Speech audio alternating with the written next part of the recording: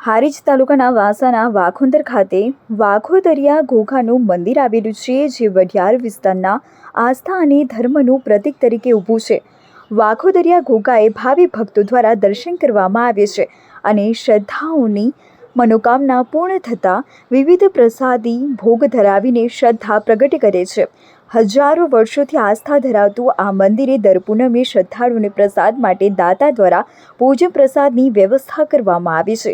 એ જ પ્રકારે આજરોજ વાંસા ઉદ્યોગી પ્રજાપતિ રાકેશભાઈ મહાદેવભાઈ દ્વારા હનુમાન જયંતિ નિમિત્તે અને પૂનમ નિમિત્તે ભોજન પ્રસાદના દાતા બન્યા હતા, જેમાં એમના મિત્ર સર્કલ દ્વારા ટ્રસ્ટીઓ દ્વારા ભાવિ ભક્તોને પ્રસાદનો લાભ મળી રહે તેવી વ્યવસ્થા કરી હતી.